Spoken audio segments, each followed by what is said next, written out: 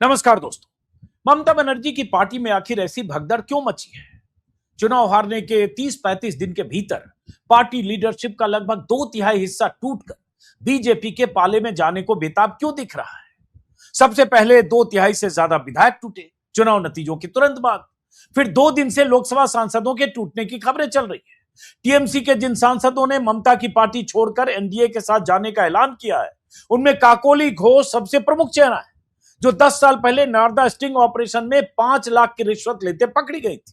Screen पर उनकी तस्वीरें देख रहे हैं आप। और यह अब बीजेपी के साथ जाने का ऐलान कर चुकी है। काकोली के साथ 12-14 सांसदों का गुट तो बागी हो चुका है, कुछ और को तोड़कर 1/3 का आंकड़ा पहुंचाने की कवायद चल रही है। आज टीएमसी की राज्यसभा सदस्य सुष्मिता देव ने भी इस्तीफा दे दिया है। लोकसभा से भी कुछ चौंकाने वाले नामों की चर्चा है जो ममता का साथ छोड़ सकते हैं। बंगाल के जिले जिले से पार्षदों के इस्तीफे और टूट की खबरें रोज आ रही हैं। शायद ही किसी पार्टी ने चुनाव हारने के 36-37 दिन के भीतर इतने बुरे दिन देखे हों जितना ममता बनर्जी को देखना पड़ रहा है। 15 साल तक जो पार्टी सत्ता में रही, वो पार्टी सत्ता से बेदखल होते ही इस कदर बिखर गई कि उसका वजूद खतरे में दिख रहा है। आखिर ममता बनर्जी की पार्टी तिनका तिनका होकर क्यों बिखर रही है? क्या मोदी और शाह की एजेंसियों का डर है कि टीएमसी के नेता ममता बनर्जी का साथ छोड़ बीजेपी के पाले में जाने को तैयार बैठे?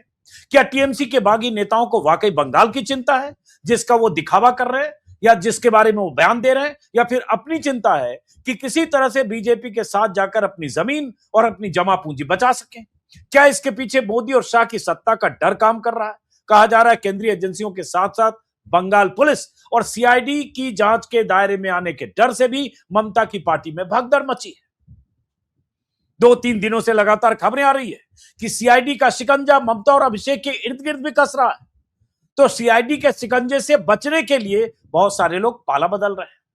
तो सवाल यह उठ रहा है कि बीजेपी आखिर उन्हीं नेताओं को अपने पाले में क्यों ला रही है जिन पर पहले भ्रष्टाचार के आरोप लगाती रही है? क्या ममता बनर्जी अपनी बची खुची पार्टी का कांग्रेस में विलय कर सकती हैं? क्योंकि ऐसी खबरें भी आ रही है। क्या कांग्रेस की तरफ से उन्हें ऐसा कोई प्रस्ताव मिला है? ऐसे बहुत सारे सवाल हैं जिनका जवाब तलाशने की कोशिश करेंगे। हमारे साथ 2 खास मेहमान हैं। विनोद शर्मा जी हिंदुस्तान टाइम्स के पॉलिटिकल एडिटर रहे हैं, कई दशकों का राजनीतिक पत्रकार के तौर पर उनका तजुर्बा है, बहुत बारीकी से राष्ट्रीय राजनीति और बंगाल की राजनीति को भी देखते रहे। दूसरे खास मेहमान हैं हमारे साथ पश्चिम बंगाल से, कोलकाता से प्रसून आचार्य, लंबे अरसे तक कई मीडिया संस्थानों का हिस्सा रहे हैं। तो इन दोनों से हम समझने की कोशिश करेंगे और हो सकता है शाम तक कोई और खबर आए। कई नाम ऐसे हवा में तैर रहे हैं जो ममता का साथ छोड़ सकते हैं। सबसे पहले प्रसून आपसे ही, चूंकि आप कोलकाता में हैं, समझना चाहेंगे कि ये जो भगदड़ मची इतनी कि बीते 24 घंटों में कुछ और नाम सयानी घोष के तक के नाम आने लगे हैं। यूसुफ पठान का नाम तो कल से चल रहा है, पता नहीं कौन रहेगा कौन छोड़कर जाएगा। राज्यसभा में कहा जा रहा है कि 11 बच गए, 2 का इस्तीफा हो गया, एक आध सुष्मिता देव का। पता नहीं राज्यसभा में 2/3 ममता का पाला छोड़ देंगे। लोकसभा में ऐसे नंबर्स के दावे काकोली घोष की तरफ से किए ही जा रहे हैं। तो ये डर है, क्या है, क्यों ऐसी भगदड़ है?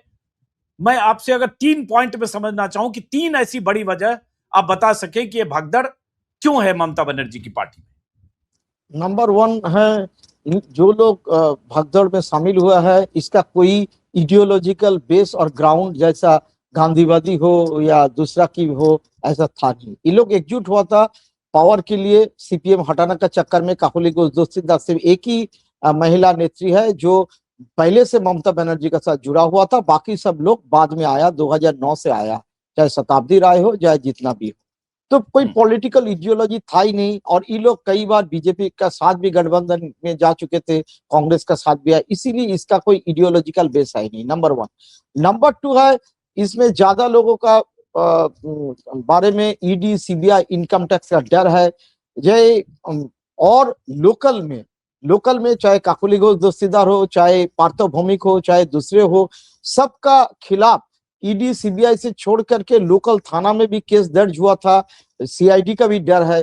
तो एक संपत्ति बचाने का चक्कर में है, जो विधायक यहाँ के टूट चुके थे, अलग से गुट बनाया और वो लोग प्रॉपर्टी और पैसा रक्षा के चक्कर में है, पुराना केस संभालने का भी चक्कर में है। इसीलिए 58 या 60 विधायक दल वो अलग से गुट बनाया, वो ज्यादा तो ऐसे ही है। और बाकी जो सांसद है उसका भी ऐसा चक्कर है, किसी ना किसी कभी ना कभी इन लोग का ईडी सिवाय बुलाया था, इनकम टैक्स का भी डर है, सबका पास पैसा है, दौलत है, तो इन लोग सोच रहा है चाहे अगर ईडी सीबीआई नहीं हो तो सीआईडी जो है वो तलाश कर सकता है, पुलिस उसको हिरासत में ले सकते हैं। तो इसी का चक्कर में पूरा चला गया। तीसरा जो है ममता बनर्जी, देखिए 80 एमएलए जीत चुका है, लेकिन खुद ममता बनर्जी दो बार, एक तो नंदीग्राम में 2021 में हार चुकी थी और इस बार भी भवानीपुर में हार चुकी है, शुभेंदु अधिकारी के पास था। इन लोग का सोच रहा है कि अभी ममता बनर्जी ऐसा पावरफुल नहीं है, उसका नाम का मैजिक और चेहरा का मैजिक काम नहीं करेगा आने वाला दिन में। तो हम लोग इसी टाइम में अच्छा है बीजेपी का पाला में चला जाए कि आने वाला दिन में हमारा मौज मस्ती और जो एमपी एमएलए सिर्फ बचा के रखना। नहीं, आपने बहुत जबरदस्त ढंग से व्याख्या कर दी एक ही सांस में। लेकिन अब जैसे आपने कहा कि बहुत सारे लोगों को डर, पैसे कमाए होंगे, करप्शन के आरोप होंगे, केंद्रीय एजेंसियों के रडार पर आ सकते हैं, सीआईडी के रडार पर आ सकते हैं, और जिस तरह से विंडिक्टिव होकर बीजेपी काम करती है दुनिया जानती है। तो आप अगर एक वजह बड़ी बताएंगे तो क्या आप ये बताएंगे कि इन सब के पीछे डर है? हालांकि ये जो पार्टी छोड़ रहे हैं या बीजेपी के पाले में जा रहे हैं, चाहे काकोली घोष हो चाहे कोई और, 3-4 जो बयान देख रहा हूं उसमें बड़ी नैतिकता की, शुचिता की, करप्शन की, और बंगाल में सब कुछ बर्बाद हो रहा था और ये बंगाल की बेहतरी के लिए जा रहे हैं, ऐसे बयान आ रहे हैं। देखिए 4 तारीख का पहले इसका इन लोगों का प्रचार में और बोली और आज का भाषण में पूरा फर्क है। सिर्फ काकुली का दोस्ती था जो लीडरशिप ले रहा है, मैं उसको तो करीबन 40 दशक से जानते हो, ममता के साथ जुड़ी हुई थी और 96 में बुद्धदेव भट्टाचार्य 4 दशक लगभग 38 ईयर्स मैं उसको जानती है, उसके परिवार को जानते हैं। तो काकुली को दोस्तीदार फाइटर भी है। 96 में कांग्रेस का उम्मीदवार होते हुए वो बुद्धदेव भट्टाचार्य के खिलाफ चुनाव भी लड़े थे, बुद्धदेव का कॉन्स्टिट्यूएंसी में, ये भी सही है। लेकिन अभी काकुली को दोस्तीदार का खिलाफ जो नारदा स्टिंग ऑपरेशन में पैसा लेने वाला जो चक्कर है, कल्याण बनर्जी तो सीधे कहा। और सबसे बड़ा बात है काकुली को दोस्तीदार और उनका जो हस्बैंड है सुदर्शन दोस्तीदार, उन लोग का है कि आईवीएफ क्लिनिक है, इनफर्टिलिटी क्लिनिक प्राइवेट रूप से वो चलाता है, 2 बेटा भी डॉक्टर है। अभी पिछले ममता बनर्जी का सरकार में जो यहाँ पोस्ट ग्रेजुएट मेडिकल कॉलेज जो जिसको एसएसकेएम हॉस्पिटल कहते हैं सबसे बड़ा, उसमें जो आईवीएफ सेंटर है पीपीपी मॉडल पे बना हुआ था, और वही घोष दोस्तीदार जो इनफर्टिलिटी क्लिनिक के साथ गवर्नमेंट ऑफ वेस्ट बंगाल का पीपीपी मॉडल हुआ था, उसमें करोड़ों रुपया कमाना धंधा होता था। तो अभी जो नया सरकार आया वो तो पीपीपी मॉडल में उसको बेदखल कर देगा। तो उसका पारिवारिक जो एक है, आप तो जानते ही आईवीएफ में क्या होता है इनफर्टिलिटी क्लिनिक में, तो इसका अगर कुछ उजागर होगा, कुछ भी होगा तो कुछ भी हो सकता है। ये मामला बड़ा पेचीदा मामला है। तो इसीलिए जब से चुनाव हार चुकी है काकुली घोष दोस्तीदार का मुंह से ऐसा शब्द निकल रहा है। और दूसरा बात यही है, काकुली घोष दोस्तीदार का खिलाफ सिंडिकेट वाला मामला, आज जो शुभेंदु अधिकारी चिल्ला चिल्ला के 5 साल बोली है, सबसे ज्यादा आरोप काकुली घोष दोस्तीदार के ऊपर ही है। बहुत सारे जगह उसका खिलाफ केस भी दर्ज हुआ है। अभी उसका जब चुनाव में हिस्सेदारी लिया था 2024 में, अगर उसका पंक्ति को और उसका एफिडेविट को देखा जाए, जो कितना सारे केस है, पुराना केस अगर खुल जाए, और शुभेंदु अधिकारी का सरकार आते हुए पहला दिन से वो एक काम कर रहा है, चाहे 2024 आज चाहे 2021 चुनाव का बाद, चुनाव का हिंसा के लिए जो टीएमसी वाले लीडर का खिलाफ जो एफआईआर हो, थाना में केस दर्ज हुआ हो, उसको पन्ना को खोल रहा है, उसी केस में सब अरेस्ट हो रहा है। तो अगर यही सब लोग जो बयानबाजी किया है, यही सब विधायक और एमपी जो काम किया है, इसका खिलाफ तो केस हुआ था लेकिन कोई कार्रवाई नहीं हुआ। लेकिन इस बार अगर कार्रवाई होगा तो बाकी जो कॉर्पोरेटर है, चाहे पार्षद है, चाहे जिला परिषद का है, चाहे एक्स एमएलए है, चाहे एक्स मंत्री भी कल जेल जो के चुके, तो इन लोग को तो जेल जाना पड़ेगा ना। तो सबका डर इसी के चक्कर में है। बहुत अहम बात आपने कही। इससे एक बात यह और साबित होती है कि इसका मतलब करप्शन बहुत था टीएमसी सरकार में, सबने मिलकर जमकर पैसे कूटे, लूटे, करप्शन किया, और अब उन्हें लगता है कि शिकंजा कस सकता है, इसलिए पाला बदलकर बीजेपी के पाले में चाहे एनडीए के साझेदार होना चाह रहे। आपकी बातों से लबो लुआब यही है। आपने काकोली घोष के बारे में भी कुछ जानकारी दी, एक वीडियो वायरल हो रहा है कल से कि काकोली घोष कैसे नारदा स्टिंग में फंसी थी, जब 5 लाख रुपए उनके टेबल पर रखे और रुपए लेते हुए उस स्टिंग ऑपरेशन में फंसी थी, और वो अब बीजेपी के पाले में दिख रहे हैं। विनोद शर्मा जी, जानबूझ के मैंने शुरुआत इनसे की ताकि एक बंगाल का पर्सपेक्टिव मिले कि वहां की क्या कहानी है और क्यों छोड़कर जा रहे हैं। अचानक सबको लग रहा है कितनी चिंता हो रही है बंगाल की। काकोली घोष का बयान स्क्रीन पर लाएं। उनके बयान जब देखेंगे काकोली घोष का, तो लगेगा बंगाल में जो करप्शन है, अव्यवस्था है, अराजकता है, कुशासन है, बेरोजगारी है, उससे कितनी परेशान थी जो ये 4 बार की सांसद और लगातार ममता बनर्जी की लेफ्टिनेंट रही। और बाकी के बारे में बताया प्रसून आचार्य ने। आप कैसे देखते हैं विनोद शर्मा जी? की रूह घुस गई थी शुभेंदु अधिकारी में, और शुभेंदु अधिकारी की रूह अब घुस गई है काकोरी घोष दस्तीदार में। ये लोग जो है, ये जो पुतले हैं, ऐसे पुतले बीजेपी को चाहिए हैं, जिनमें कमियां हैं, जिनमें कमजोरियां हैं, जिनमें कानून। इन लोगों को ऊंचे ऊंचे ओहदे पे बिठा देंगे और ये लोग इनके इशारों पे काम करेंगे, इनके इशारों पे नाचेंगे। और ये एक शख्सियत लेके आए हैं, ये चोट पहुंचाए हैं टीएमसी को, लेकिन बीजेपी को चोट नहीं पहुंचा सकते अब, क्योंकि इनके खिलाफ बीजेपी के पास इतने दस्तावेज होंगे, इतनी इंफॉर्मेशन होगी कि लोग, वो जैसे होता है ना, साड़ियां बेचने की दुकान होती है ना, उसमें मेन एंड क्वींस खड़ी होती है बाहर, उनपे साड़ी लपेटी होती है, दिखा रखे हैं। ये वो मेन एंड क्वींस हैं जो ईमानदारी का षड्यंत्र नाटक कर रहे हैं। इनके खिलाफ, हर किसी के खिलाफ कोई ना कोई केस कहीं पर है, और ये उससे बचने की इंश्योरेंस खरीद रहे हैं। ये इंश्योरेंस खरीद रहे हैं। भारतीय जनता पार्टी जब इलेक्शन जीत जाती है, जीत जी, तो उसके बाद वो इंश्योरेंस का एजेंसी ले लेती है, खोलती है इंश्योरेंस की एजेंसी, और कहती है कि भाई हमारे साथ आ जाओगे तो आपको कवर मिल जाएगा, सेफ्टी कवर मिल जाएगा, और आप इत्मीनान से अपना बाकी कार्यकाल पूरा करना। लेकिन इसके साथ साथ एक बहुत बड़ा उद्देश्य बीजेपी का जो पूरा होता हुआ नजारा आ रहा है, और हो सकता है हो जाए पूरा, वो ये है कि भारतीय जनता पार्टी 2/3 मेजोरिटी जो है वो लोकसभा में और राज्यसभा में चाहती है, और लोकसभा में उसको चाहिए 363 543 में से, और राज्यसभा में चाहिए उसको 164 245 में से, या 167 250 में से, जो कि इंस्टॉल्ड स्ट्रेंथ है राज्यसभा की।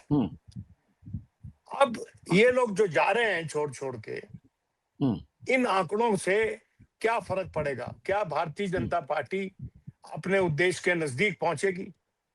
और अगर नहीं पहुंचेगी तो उसके बाद उसके निशाने पे कौन होगा? कुछ लोग कहते हैं कि डीएमके हो सकती है, लेकिन डीएमके बड़ी टेढ़ी खीर है अजीत जी।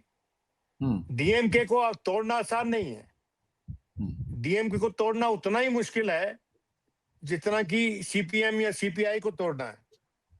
वो एक क्वार्टर बेस पार्टी है, और उसको तोड़ना खतरे की घंटी भी हो सकता है, क्योंकि डीएमके जब ज्वाइन किया केंद्र में सरकार को, अटल जी की सरकार को ज्वाइन किया, बावजूद इसके कि वो एंटी ब्राह्मणिकल ऑर्डर पार्टी थी, सेल्फ रिस्पेक्ट मूवमेंट चलाती थी, जनेऊ काट के ऊपर बढ़ी थी राजनीति में।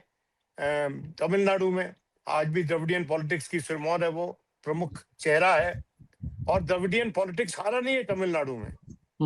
अगर एडीएमके और डीएमके जोड़ लें तो आज भी उनके पास संपूर्ण बहुमत है, लेकिन क्योंकि वो बटे हुए हैं, और जो टीवी के जो विजय है वो एक नॉन द्रविडियन चेहरा बन के सामने आया है, और अभी से कोशिशें शुरू हो गई हैं कि उसकी सरकार को गिराया जाए, और कुछ मीडिया चैनल्स के जरिए डीएमके के खिलाफ, टीवी के खिलाफ लगातार प्रचार हो रहा है, अगर आप देख रहे होंगे तो।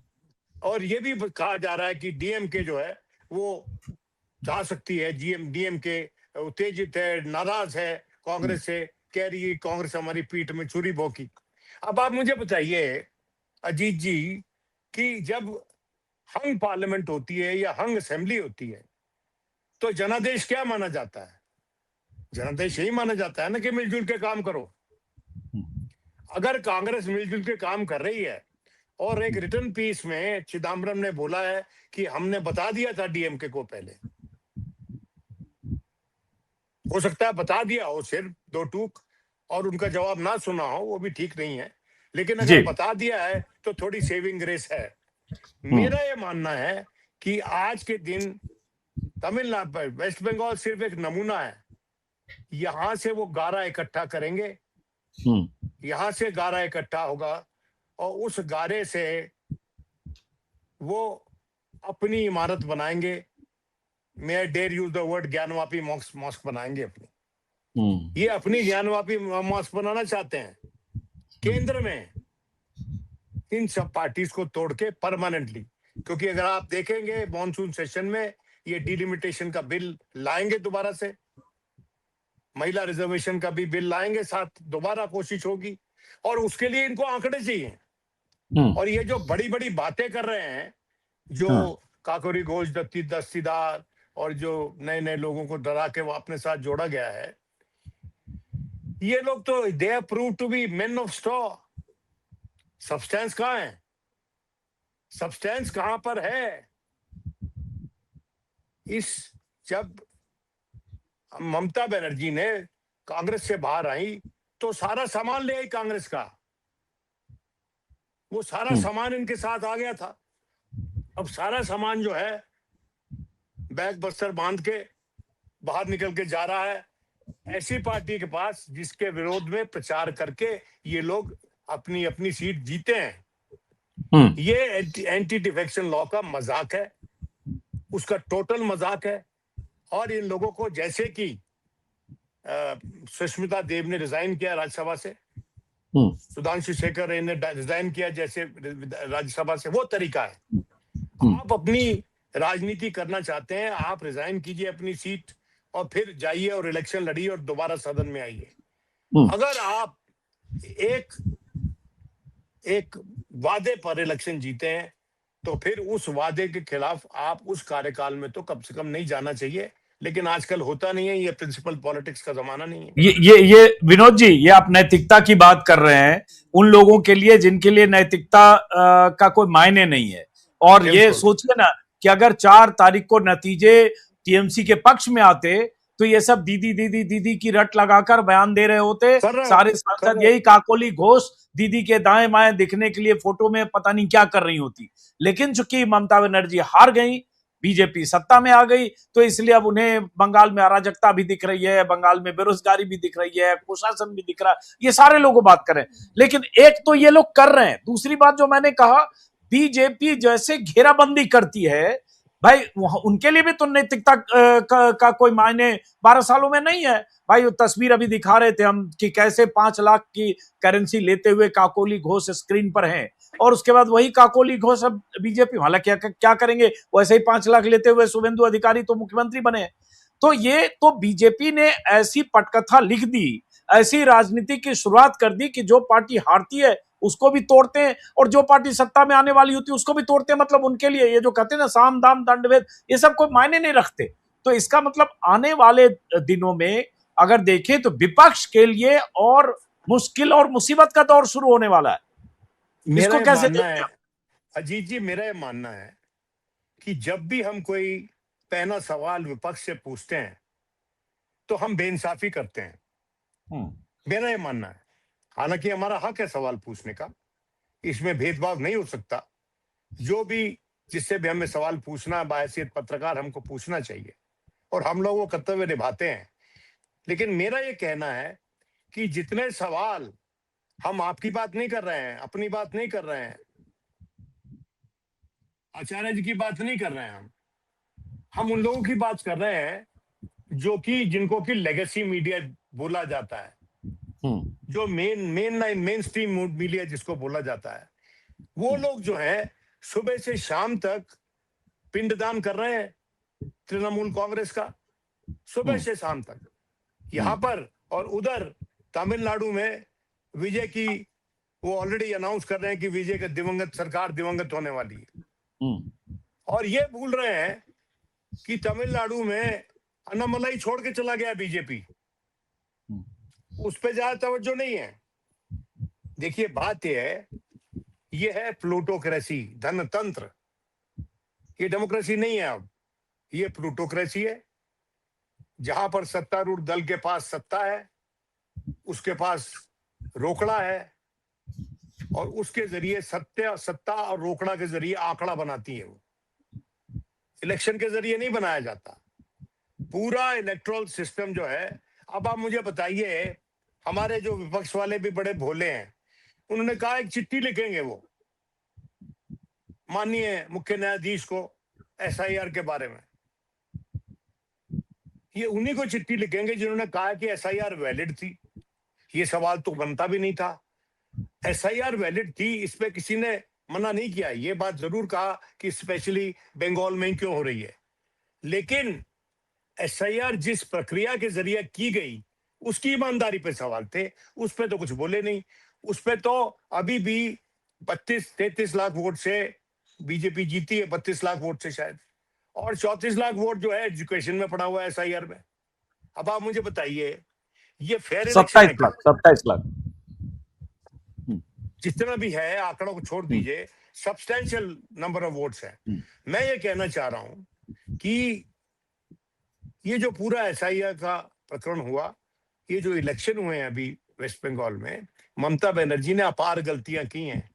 उसने भ्रष्ट एडमिनिस्ट्रेशन चलाई है, उसने लोगों को रोका नहीं, उसने कैंगरू कोर्ट्स बनने दिए, कैरम क्लब के नाम पे, इस क्लब के नाम पे, उस क्लब के नाम पे, और उन लोगों ने हस्तक्षेप करके गवर्नेंस में उनकी गवर्नेंस का बेड़ा गर्क किया, और उसका चेहरा बन गए आज के दिन उनके अपने भाई के बेटे, बोपाई बोलते हैं उनको, उनके नेफ्यू, भाईपो उनके नेफ्यू।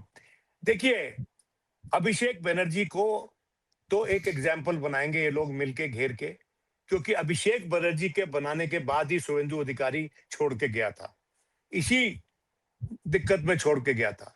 और काकोरी जो है वो भी चीफ विप थी, उनकी जगह कल्याण बनर्जी को बना दिया गया, तो वो भी इस सदमे में चली गई। लेकिन जैसा कि हमारे आचार्य भाई ने बताया है कि उनके तो फर्टिलिटी क्लिनिक भी चलते हैं, तो मैं समझता हूं कि फर्टिलिटी क्लिनिक चलाने के लिए उनको बहुत कुछ त्याग करना पड़ेगा, और कई बार political parties also get themselves bobbytized to run certain clinics. बॉबिटाइज का मतलब आपके पता नहीं दर्शकों को समझ में आएगा कि नहीं, लेकिन बॉबिटाइज्ड एक शब्द है, अंग्रेजी का देख लेंगे, क्योंकि मैं प्रत्यक्ष रूप से वो हिंदी में इस्तेमाल नहीं कर सकता। सवाल ये उठता है, एक छोटा सा सवाल आपसे विनोद शर्मा जी, उसके बाद प्रसून आचार्य के साथ जाऊंगा। देखिए, ये तो सही है ना कि आप विपक्ष से सवाल पूछें ना पूछें, मुद्दा तो ये है कि ममता बनर्जी की पार्टी बिखर रही है, बिखर गई। विधानसभा में तो 2/3 मेजोरिटी उनके खिलाफ जाकर स्पीकर की मान्यता भी पा गई।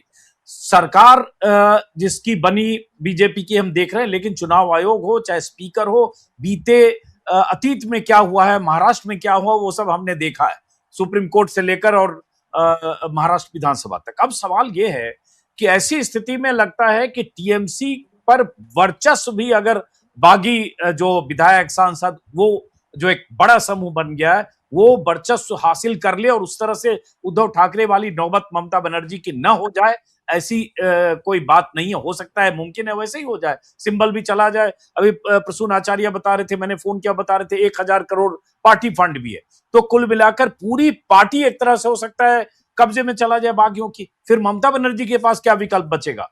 क्या ये भी सही है जो खबरें आ रही है 24 घंटे से कि ममता बनर्जी को कांग्रेस में विलय का कोई प्रस्ताव दिया गया है, कोई पद का प्रस्ताव दिया गया है? क्या ये सब भी कुछ मुमकिन है? आज के दिन तो स्थिति है, और मैं ममता जी की पर्सनली बहुत इज्जत करता हूँ, बड़ी मजबूत महिला है, she is a brave woman. उसने लड़के वहां पर वाम दलों का राज तोड़ा और अपनी सरकार बनाई। मैं समझता हूँ अपने जमाने की 3 प्रमुख महिला नेताओं में से एक वो है। जयललिता थी, ममता बनर्जी थी और मायावती जी। ये तीनों जो महिलाएं हैं काबिले तारीफ हैं, इनको सैल्यूट करना चाहिए। हालांकि इनमें कमियां बहुत थी, लेकिन महिला थी और उसी दम पे लड़ी और ऊपर आई। अब मैं ये कहना चाहता हूं आपको कि ममता बनर्जी कॉम्प्रोमाइज नहीं करेगी। आज के दिन वो अटल जी से कॉम्प्रोमाइज कर चुकी है, अटल जी से लड़ी, फिर वापस भी गई, फिर वापस आई। नीतीश कुमार के चलते लड़ाई हुई, नीतीश को हम रेल मंत्री बनाए गए, और रेल मंत्री का जो रेल मंत्रालय का जो प्रॉब्लम था उसके चलते उनकी लड़ाई रही, उनकी कश्मकश रही नीतीश जी के साथ। और नीतीश जी की और पासवान जी की भी कश्मकश रही रेल मंत्रालय पे, लेकिन वो बिहार का मामला है, उसको छोड़ते हैं, उस पर आप ज्यादा एक्सपर्ट हैं। मैं ये कहना चाहता हूं कि ममता बनर्जी को चला जाना चाहिए कांग्रेस में वापस, क्योंकि उसके पास एमपी कम है। अगर वो चली जाती है कांग्रेस में तो उनकी एग्रीगेट आवाज बढ़ेगी, बुलंद होगी उसकी आवाज, और उसके पास एक बैनर आ जाएगा जिसके दम पे वो लड़ सकती है।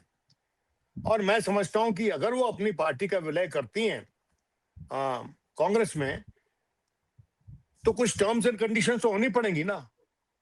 ये थोड़ी कि मतलब अपना सर्वस्व विहीन कर देंगी कांग्रेस के, वो जैसे कि हनुमान जी के मुंह में प्रसाद चला गया तो सब गया उसके बाद। और उधर अधीर रंजन चौधरी भी तो हैं, पहले से ममता दीदी के खिलाफ मोर्चा संभाले, जिनको यूसुफ पठान से हरवाया ममता बनर्जी ने। देखो अधीर जो है, अधीर बहुत ज्यादा अधीर हो जाते हैं कई बार, क्योंकि वो भी कर्मठ नेता हैं और एक रीजन में उनकी चलती है, उनकी चूती बोलती है। लेकिन ये यूसुफ पठान जो गुजरात से इंपोर्ट किया है इन्होंने, वो तो एक फोन पे पिघल के लेट गया, एक फोन पे वो तो इवेपोरेट कर गया। वो आती थे वो क्या कहते हैं, वो जो एक्स सीरीज आती थी ना, इवेपोरेट कर गया वो। तो वो इवेपोरेट कर गया, तो इवेपोरेट करके बीजेपी में चला जाएगा वो, और उससे हरवाया गया ये बीजेपी कांग्रेस के नेता को। मेरे कहने का मतलब ये है कि देखिए, necessity is the mother of invention and improvisation. जरूरत जो है इजाद की माँ है। आवश्यकता ही आविष्कार की जननी है, हम लोग बचपन से पढ़े हैं। बिल्कुल। और ये जो पॉलिटिक्स में अपॉर्चुनिटी ही सबसे बड़ी चीज होती है, और अपॉर्चुनिटी और अकोमोडेशन। अगर ममता बनर्जी अपॉर्चुनिटी इस्तेमाल करना चाहती है कांग्रेस के साथ नजदीक आने में, तो कांग्रेस को उनको अकोमोडेशन दिखानी चाहिए, और कांग्रेस को फिर 3 टाइम चीफ मिनिस्टर को एक ऐसा मुकाम देना पड़ेगा पार्टी के भीतर, जो मुकाम उनकी हैसियत के बराबर का होगा। उनके रिश्ते बड़े अच्छे हैं सोनिया गांधी के साथ, उनके रिश्ते बड़े तंज रहे, बड़े खिंचे रहे राहुल गांधी के साथ। लेकिन ममता बनर्जी जो है आज के दिन दिक्कत में, जरूरत में, और मैं समझता हूं कि वो कांग्रेस की प्रोडक्ट है। तो कांग्रेस एलुमनाई एसोसिएशन बन सकती है, जिसमें बहुत से लोग ज्वाइन कर सकते हैं। कांग्रेस एलुमनाई में तो शरद पवार भी आ जाएंगे, जैसे कि स्टैन स्टीफन के एलुमनाई की, इलाहाबाद यूनिवर्सिटी के एलुमनाई की एसोसिएशन होती है ना, वैसी मैं समझता हूँ एक कांग्रेस एलुमनाई एसोसिएशन बननी चाहिए, और वो लोग मिलके लड़े बीजेपी के साथ। क्योंकि बीजेपी के मन में आज बीजेपी मना रही है कि बराबर कर लिया पंडित जी के बराबर, हमारे माननीय प्रधानमंत्री, उतना लंबा कार्यकाल हो गया उनका। वो भूल गए कि 47 से 52 के बीच में भी राज किए थे पंडित जी। उन्होंने कहा कि फर्स्ट इलेक्टेड प्राइम मिनिस्टर, हाँ, वो लॉजिक यही है, इलेक्टेड प्राइम मिनिस्टर। हाँ, वो लॉजिक है, आप वो लॉजिक मानते हैं उसका, जीत जी आप। मतलब स्वतंत्रता सेनानी होना क्वालिफिकेशन नहीं है। नहीं, सबसे बड़ी बात, मैंने तो आज ट्विटर पर लिखा है कि किस स्थिति में उनको भारत एक गुलामी से मुक्त होकर एक आजाद भारत मिला था, बल्कि 47 से 52 का वो दौर कितना संकट का, क्राइसिस का, वैश्विक मंच पर पहचान बनाने से लेकर आर्थिक मोर्चे पर पाकिस्तान के बरक्स मजबूत होने से लेकर सेना खड़ी करने से लेकर तमाम, मतलब अकल्पनीय स्थितियों में उन्हें भारत मिला था, बिखरा हुआ भारत। और उसके बाद आज आपको 2014 के बाद भारत मिला, दोनों में जमीन आसमान का अंतर है। लेकिन आप नंबर ऑफ डेज गिनकर आप बरक्स हो जा रहे हैं नेहरू के। देखिए मेरी बात सुनिए, यही होता है इतिहास बनाने वालों में, इतिहास का परिहास करने वालों में फर्क यही होता है, जो इतिहास बनाते हैं और जो इतिहास का परिहास करते हैं। ममता बनर्जी को आज के दिन ये कहकर कि हम तो हारे हैं इलेक्शन में, लेकिन हम भारत की जो एंसेस्ट्री है, भारत की जो हेरिटेज है, जो उसकी पॉलिटिकल, क्या कहना चाहिए, लिगेसी जिसकी कहिए जो उसकी उसका पॉलिटिकल मैच्योरिटी है, उसका मजाक उड़ा है हमारे देश में। अरे भैया आप मुझे बताइए, वो जो यूपी, जो यूनाइटेड स्टेट्स एम्बेसडर भी उसको कांग्रेचुलेट कर रहा है हमारे माननीय प्रधानमंत्री को। सही बात है, कोई बात नहीं। उन्होंने भी कहा first elected prime minister to have done so much of to have done this long tenure. What is elected prime minister? वो you mean Pandit Nehru was foisted as prime minister in 1947? उनका कोई ट्रैक रिकॉर्ड नहीं था। और क्या आप बार बार कहते हैं कि झगड़ा रहता था उनका सरदार पटेल के साथ? सरदार पटेल के 20 बयान है जहां पर सरदार पटेल ने कहा है कि माना है कि Pandit Nehru was the right qualification, right man to become prime minister. क्योंकि सरदार पटेल जो थे उम्र में ज्यादा परिपक्व थे, ज्यादा उम्र हो गई थी उनकी। और सरदार पटेल जो थे वो क्यों उनको नहीं, गांधी जी ने पंडित जी को आगे क्यों रखा? बराबर में मानते थे, लेकिन प्रधानमंत्री पद के लिए, क्योंकि वो Sardar Patel right of the centre थे। और उस वक्त गांधी जी के और पंडित जी के मानस में ये लगता था कि हमको एक ऐसा देश बनाना है जो कि सोशलिज्म के नजदीक हो, जहां पर सबका, देश में जो धन अर्जित होता है, देश में जो जो जो सब कुछ है उसमें सबका समान अधिकार होना चाहिए। मैं ये कहना चाहता हूं कि भारत की विरासत, भारत की फ्रीडम स्ट्रगल की विरासत आज के दिन सकते में है, संकट में है। और ममता बनर्जी कह सकती हैं कि मैं उसकी प्रोटेक्शन के लिए भी जा रही हूँ, अपने प्रोटेक्शन के लिए तो जा ही रही हूँ, लेकिन ये बात जो आचार्य जी कह रहे हैं उनको ये भी कह देना चाहिए कि मैं अपने भतीजे को फोर्स वेटिंग पे भेज रही हूँ। वो आईएएस में होता है ना, आप तो सिविल सर्विस फैमिली से आते हैं, सन्टिंग में होता है ना, फोर्स लीव भी होती है, फोर्स लीव, फोर्स वेटिंग, वो फोर्स वेटिंग पे डाल दे रही हैं। तो उनको इंतजार करवाएं और वो लड़े कानून की अदालतों में और अपने आप को सुरखुरु करके वापस आए।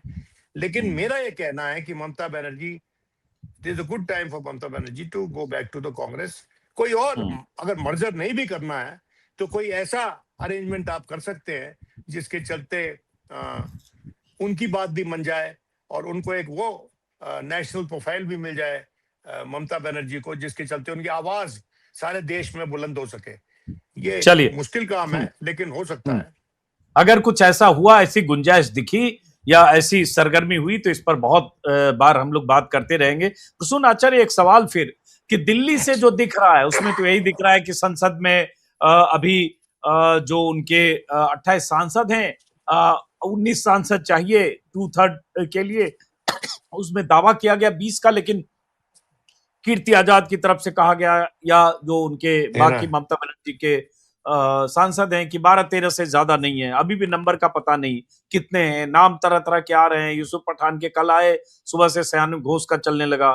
तो आपके पास कुछ जानकारी है कि ओवरऑल अब तक क्या लग रहा है ममता बनर्जी के सांसद जो लोकसभा में है 23, उनमें क्या 19 टूटने की स्थिति में है 2/3? राज्यसभा में जो उनके 11:02 के इस्तीफे के बाद क्या उनमें से 8 टूटने वाले हैं या टूट सकते हैं? वहां से क्या जानकारी आ रही है बंगाल से?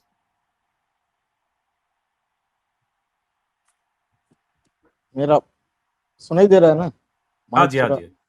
हाँ, पहले राज्यसभा का बात देखिए, अभी उनका 12 में तो 8 टूटेगा, तब दे अलग गुट होगा।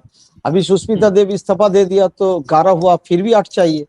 अगर और दो, एक राजीव कुमार है, पहले डीजीपी था, ममता का बहुत करीब है, आईपीएस लीडर, अभी अभी बना है, कई 1-2 महीने पहले। वो भी थोड़ा हलचल में इधर उधर कर सकती है। और कोयल मल्लिक जो फिल्म स्टार है, उसका हस्बैंड फिल्म प्रोड्यूसर है, निष्पाल सिंह, पंजाबी है, वो भी शायद राज्यसभा में इस्तीफा दे सकते हैं। लेकिन बाकी जो है उसमें मेरा कल रात तक, बहुत देर रात तक जो खबर है, बाकी जो लोग है राज्यसभा का, वो टूटने का स्थिति पे है नहीं, इसीलिए ये लोग इस्तीफा दे रहा है जो बीजेपी का प्रति जा रहा है। लोकसभा का जो स्थिति काकोली सिद्धार्थ ने कहा 20 है, एक्चुअली 13-14 से ज्यादा नहीं आगे बढ़, शंका गणित आगे नहीं जा रहा है। उसमें दो, ये जो 13-14 है उसमें 2 मुसलमान सांसद है मुर्शिदाबाद जिला से, अबू ताहिर और खलीलुर रहमान, लेकिन उनका डर है जो मुर्शिदाबाद जिला में अभी से भयानक रूप से लोगों का नाराजी है, not even social media. Adhir Chowdhury, Congress, CPM, TMC तीनों का लोग बोल रहा है इसको आने दो और इसके बाद पता चलेगा ये क्या हो सकता है। तो खबर यही है, शुभेंदु अधिकारी ये दोनों को कहा जे आप अगर चला जाइएगा 3-4 महीने दिल्ली पे रहिए, लेकिन खलील रहमान एक बीड़ी का बड़ा मालिक है, बीड़ी कंपनी है, करोड़ों रुपया का धंधा है, उसको तो आना ही पड़ेगा। अबू ताहिर का भी तो आना पड़ेगा, तो इसके लिए ये लोग थोड़ा इधर उधर सोच रहे हैं। अभी सायानी घोष का पता नहीं है, सायानी घोष का साथ किसी का संपर्क नहीं हो रहा है, लेकिन 2 दिन पहले बयान दिया था ममता बनर्जी के साथ है। ममता बनर्जी जो नया तरीका से एक दल का पद सायानी घोष को दे चुका है। सायानी घोष अभिषेक बनर्जी का भी करीब है, पता नहीं है, लेकिन अभी आज का दिन का स्थिति में 20 संसद तो हुआ नहीं, 12-13 ही हुआ है, 13-14 हुआ है, लेकिन 20 संसद अभी तक नहीं हुआ। देखिए मीडिया में, मेन स्ट्रीम मीडिया में इस प्रकार से खबर चला रहा है 2-3 दिन से, ये लग रहा था ये तृणमूल पूरा बिखर गया, पूरा टूट गया है, लेकिन अभी भी है स्थिति ऐसा जे पूरा टूटा नहीं। देखिए काल क्या होगा तो काल का बात है। मेरा विनोद जी जो बताया, मैं यहाँ पीसीसी प्रेसिडेंट का साथ भी बात किया और अधीर का करीब लोगों का साथ बात किया, दोनों का यही है, ममता बनर्जी जब कांग्रेस को छोड़ के चला गया, बहुत कुछ किया, अधीर बयान दिया है, उसको माफी मांगना पड़ेगा एक बार, जे मैं कांग्रेस को टूटा वो ठीक नहीं था, बस कम से कम ये तो बयान दे। तो इसका अधीर का पहले वाला जो स्टैंड था थोड़ा तो नरम हो चुका है, और प्रदेश कांग्रेस अभी जिन लोगों का पास हाथ में है वो लोग चाहता है ममता बनर्जी का कांग्रेस का अच्छा तालमेल हो, चाहे वह दल में ज्वाइन कर लेगा कि नहीं लेगा बात है, दूसरे का बात है, लेकिन तालमेल अच्छा होना चाहिए। देखिए सामने बसीरहाट लोकसभा चुनाव है, और अगर बसीरहाट चुनाव में लोकसभा में कांग्रेस और टीएमसी का कैंडिडेट एकजुट हो जाएगा, मगर अगर यूसुफ पठान इस्तीफा दे देगा तो फिर बहरमपुर में भी चुनाव होगा, वहां पर कांग्रेस और टीएमसी एकजुट हो जाएगा। दोनों मुस्लिम बहुल क्षेत्र है, दोनों से इन लोगों का उम्मीदवार जीत सकने के चांसेस है, लेकिन बीजेपी कोई कसर नहीं छोड़ रहा है टूटने के लिए। जितना प्रयोग है वह लोकल पुलिस, सीआईडी, पूरा की पूरा एजेंसी, धनबल, मीडिया, पूरा उसका साथ लगे हुए हैं। बहुत इंपॉर्टेंट है। देखिए पुलिस, मतलब Bengal police, CID, CBI, ED, income tax और एनआईए भी कई बार जरूरत पड़ने पे कहीं आतंक का कोई कनेक्शन खोज सकती है, और इन सब के बाद मोदी और शाह, तो सब कुछ एक तरफ, और चुनाव आयोग उनको क्यों भूल जाते। तो ये सब मिलकर ऐसा लगता है कि चारों, होता है ना कि किसी की कोई ऐसी इच्छा को पूरी करने के लिए पूरी कायनात मिल जाती है, तो पूरी कायनात ऐसा लग रहा है ममता बनर्जी की पार्टी से लोगों को समेटकर, डराकर बीजेपी की तरफ, एनडीए की तरफ ठेलने में लगी है। विनोद जी, तो चुनौती तो ममता बनर्जी के पास के सामने बहुत बड़ी है ऐसी स्थिति में, जब बेशर्मी के सारे कीर्तिमान स्थापित करके बीजेपी विपक्ष के नेताओं को तोड़कर, डराकर किसी भी ढंग से अपने पाले में करने की कोशिश कर रही हो। आखिरी सवाल है कि आपने चीफ इलेक्शन कमिश्नर की बात की, अरे चीफ इलेक्टोरल ऑफिसर तो आज के दिन चीफ सेक्रेटरी है। सही बात है, मनोज अग्रवाल, बिल्कुल वो चीफ सेक्रेटरी है, और वो जो इंचार्ज था वो कहते हैं एसआईआर का ध्यान रखना सुपरवाइजर था, वो advisor to the chief minister बन के बैठा, आईएएस अधिकारी था। हाँ, आईएएस अधिकारी था। देखिए ये बेशर्मी की इंतहा थी, हमने पहले कभी ऐसे होते हुए नहीं देखा। वो कहते हैं कि अरे केरला में भी तो ये हुआ है, अरे केरला में ही हुआ है, लेकिन केरला में कोई उस वक्त सरकार किसकी थी? सीपीएम की सरकार थी ना, कांग्रेस की सरकार तो नहीं थी। तो मेरा कहने का मतलब है कि इन्होंने सब कुछ कर लिया, अपना इंतजाम, अपने लोग नियुक्त कर लिए हर जगह पे जहां जहां इनको जरूरत है, और ये किसी भी तरीके से इनके एमएलए को तोड़ने की कोशिश करेगी। और जब दोबारा इलेक्शन होंगे, जो बाय इलेक्शन होंगे, जो भी होंगे, तो उसमें मैं ये मानता हूं, और जो रिजाइन कर रहे हैं ना राज्यसभा वाले, इनको पता है कि जब इनमें इलेक्शन, इनमें इनके ये स्थान जब रिक्त होंगे, इनको भरने के लिए जब इलेक्शन होंगे तो बीजेपी के ही लोग आएंगे कि उन्हीं के पास एमएलए हैं स्टेट असेंबली में। लेकिन ये जो यहाँ पर बाय इलेक्शन होंगे लोकसभा में, उसमें कितने फेयर होंगे, ये बड़ी बात होगी। और जो लोग फेयर करवाने में इलेक्शन कमीशन की परिधि के बाहर मदद कर सकते हैं, वो तो बैडमिंटन खेल रहे हैं लंदन में। तो मामला समझ गंभीर गया है। Chief justice. हाँ, मामला गंभीर है। चलिए विनोद शर्मा जी, देखते हैं आने वाले वक्त में क्या होता है। प्रसून, एक क्लोजिंग रिमार्क सिर्फ आपसे लेता हूं, एक सेकंड रुकिएगा। क्लोजिंग कि क्या अगले 48-72 घंटे में ये जो 2/3 मेजोरिटी इन राज्यसभा, 2/3 इन लोकसभा, ये क्लियर हो जाएगा, ये चलेगा अभी लंबा खेल? चलेगा लंबा खेल, क्योंकि विधानसभा में जो लीडर ऑफ अपोजिशन जिस प्रकार से ऋतुव्रत बनर्जी को बनाया, वो तो हाईकोर्ट में चैलेंज होने रहा। कल केस उठेगा तो वहां भी चैलेंज होगा। सबसे बड़ा बात है, देखिए जो ये लोग टीएमसी वाले, चाहे लोकसभा का जो जा रहा है, उसका खिलाफ बीजेपी भी मोर्चा खोल दिया ना यहाँ। देखिए पार्थो जो है अभी चला गया पार्थो भौमिक, और बैठ रहे भूपेंद्र यादव का घर में, और उसका खिलाफ अर्जुन सिंह खुद जाके बोला उसको अरेस्ट करना चाहिए। अभी हर जगह ऐसा मोर्चा बीजेपी भी खुल रहा है, क्योंकि उसको भी इनसिक्योरिटी महसूस हो रहा है ना। अगर ये लोग बीजेपी भी बन जाएगा तो हम क्या करेगा भाई, हम इतना दिन से बीजेपी में हैं। तो नाराजगी सिर्फ तृणमूल का वर्कर पे नहीं है, नाराजगी बीजेपी का लोकल चुना हुआ प्रतिनिधि का भी है, नाराजगी बीजेपी का वर्कर भी है। पब्लिक का तो वो जो छोड़िए उसका बात, तो लोकल जो एंगर है उसको सामना फेस करना पड़ेगा इन लोग। चलिए अब देखते हैं। पब्लिक की बात होती थी, जो चुने गए टीएमसी के टिकट पर, टीएमसी के वोट से, वो आज ऐसे दल बदल कर रहे हैं, तो इसमें पब्लिक रह कहां गई। लेकिन चलिए, बहुत बहुत शुक्रिया विनोद शर्मा जी, बहुत बहुत शुक्रिया प्रसून आचार्य जी। अगले कुछ घंटों में, 42 घंटों में, 72 घंटों में, 48 घंटों में कुछ डेवलपमेंट होगा तो फिर हम लोग बात करेंगे, समझने की कोशिश करेंगे। फिलहाल आप दोनों मेहमानों का बहुत बहुत शुक्रिया। नमस्कार।